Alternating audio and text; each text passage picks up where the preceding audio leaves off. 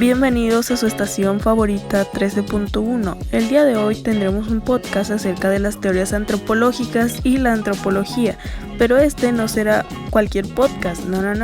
El día de hoy en este podcast ustedes al final podrán hacernos preguntas por llamada acerca de dudas u opiniones que tengan. Bueno, comencemos por definir, ¿qué es la antropología?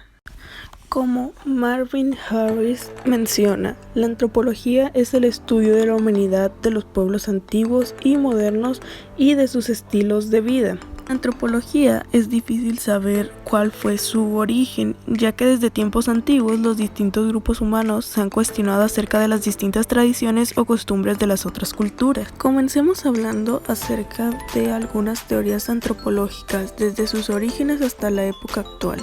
La primera teoría de la cual hablaremos será sobre la escuela evolucionista. Esta sostiene que todas las sociedades pasarán por estadios de desarrollo y de esa manera podrán ubicarse en alguno de ellos. En este caso, la labor del científico social radica en descubrir y presentar cuáles han sido las fases que atravesaron las culturas hasta llegar al grado de desarrollo más alto, generalmente asociado a las sociedades europeas de esta época. Ahora en nuestra época resulta extraño pensar que todas las sociedades evolucionarán hacia donde mismo. Sin embargo, cuando se desarrolla esta teoría, el tema principal en las ciencias era la evolución y el progreso. Ahora hablaremos acerca de algunos de los principales representantes de esta teoría. El primero es Charles Darwin, el cual publica su libro El origen de las especies. El siguiente representante es el británico Edgar B. Taylor. Él es el autor del primer libro de texto de antropología general, en el cual propone explicar la evolución de las sociedades humanas por medio de su paso por diferentes etapas hasta alcanzar la etapa desarrollada o superior. Él fue quien sentó las bases del estudio de la antropología al proponer el primer concepto de cultura.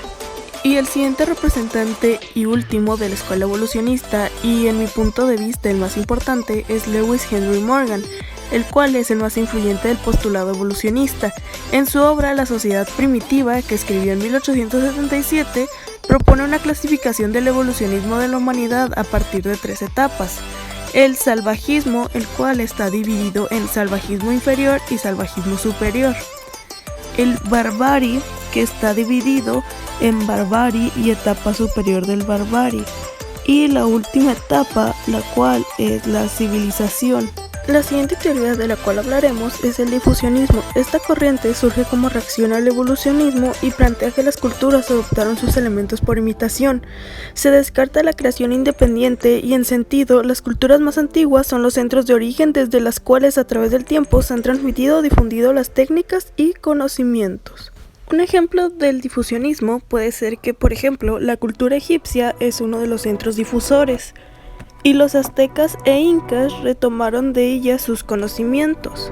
La siguiente teoría es el particularismo histórico, el cual surge como una reacción a las ideas evolucionistas predominantes, aduciendo que se basaban en evidencias empíricas insuficientes. Se propone, en lugar de esforzarse por establecer etapas generales, poner énfasis en los aspectos particulares de la historia singular de las culturas estudiadas.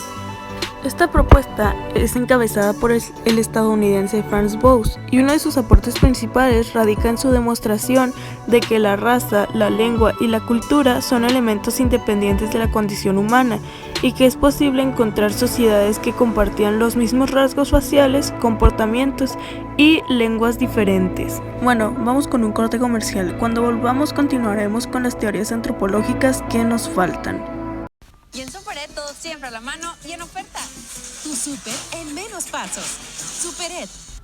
¡María Eugenia! ¡Ya vamos al ESMAR, hombre! ¡Ay, Policarpio! ¡Déjame quitar la mascarilla y vamos! ¡María Eugenia! Llegó la cuaresma, los 3 días de frutas y verduras de ESMAR. Papa morena, $9.99. Aguacate Hass a $15.99. Acelga manojo a $1.99. Cebolla blanca a $5.99. Nos alcanzó para todo y hasta el aguacate de mi mascarilla. ¡Solo en ESMAR! Y volvemos de los comerciales. La siguiente teoría es el funcionalismo. El énfasis de esta corriente británica se pone en la función.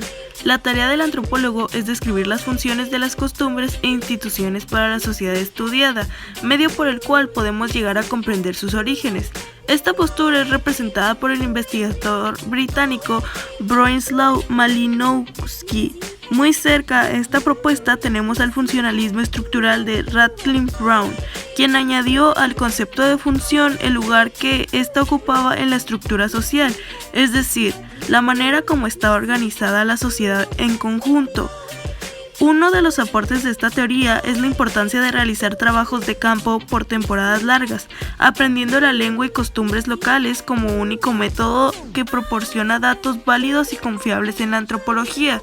Una de las obras más representativas de la escuela funcionalista es el trabajo realizado por Durkheim sobre el método en que se mantiene integrada la sociedad y permite su funcionamiento.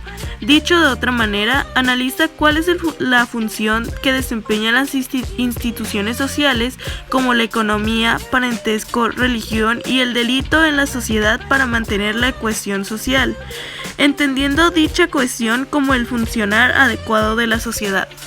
Cultura y personalidad. La influencia de Freud en la antropología. Esta corriente teórica retoma aspectos de la obra del célebre psicólogo alemán Sigmund Freud, relacionando las prácticas culturales y las creencias del individuo con su personalidad y viceversa.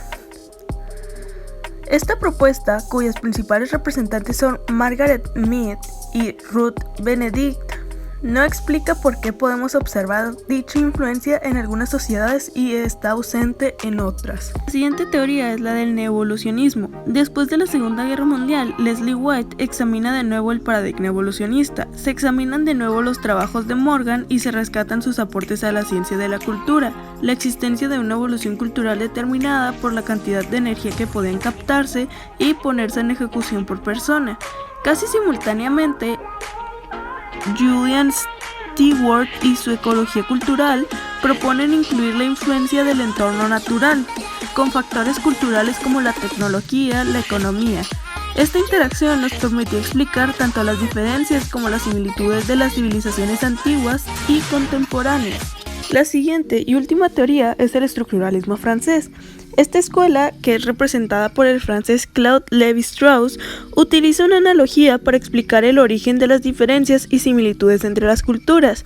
El quid participa en la existencia de una estructura general, sinfonía, una pauta subyacente que es común a todas las culturas, y lo que marca la diferencia entre unas y otras es la melodía, entendida como el arreglo particular o interpretación que cada sociedad hace de ellos, donde el interés principal es conocer dicha estructura. Otro aporte de esta corriente consiste en la tendencia de la mente humana a pensar en términos binarios. El estudio de las sociedades, como muchos otros profesionales, está inmerso en una lógica, donde el poderío económico y político de las naciones promotoras del estudio de las sociedades son características que determinaron los estándares de civilización y barbarie. A partir de la Segunda Guerra Mundial, los antropólogos se van alejando un poco de las sociedades alejadas y comienzan a aparecer cada vez más estudios sobre las sociedades contemporáneas, en las cuales el colonialismo tiene una influencia considerable y están inmersas en el sistema mundial, entendido como la red de relaciones económicas y políticas que componen la sociedad, desde esa época hasta la actualidad. Bueno, estas han sido todas las teorías, pero como dijimos al principio del programa, estaremos recibiendo llamadas al 656-435-9184. Repito, 656-435-9184.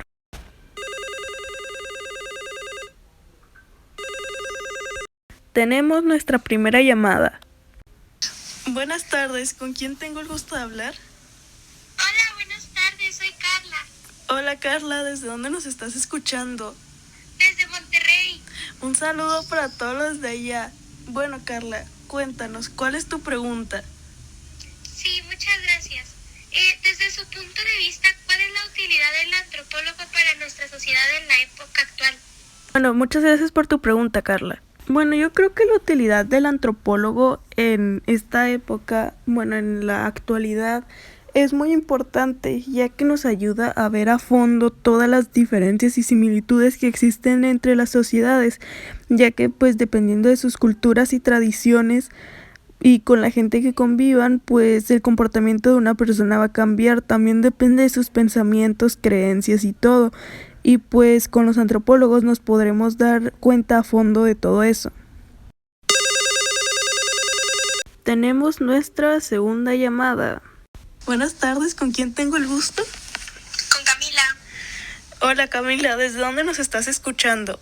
Los estoy escuchando desde Veracruz. Un saludo para todos los de Veracruz. Bueno Camila, ¿cuál es tu pregunta? Quisiera saber para qué podemos utilizar los servicios de un antropólogo. Bueno, muchas gracias por tu pregunta. Yo digo que podemos utilizar sus servicios, como ya mencioné en la pregunta anterior, pues para ver realmente el comportamiento de los seres humanos dependiendo del lugar donde estén, de la situación económica y social donde se encuentren, dependiendo de las personas de las que estén rodeados, dependiendo de todo. Creo que para eso podríamos usar sus servicios, ya que ellos harían una investigación a profundidad y pues podrían darnos mejores resultados de el comportamiento del ser humano. Bueno, esto ha sido todo por el podcast del día de hoy. Los vemos en la siguiente semana en su estación favorita 13.1. Hasta la próxima.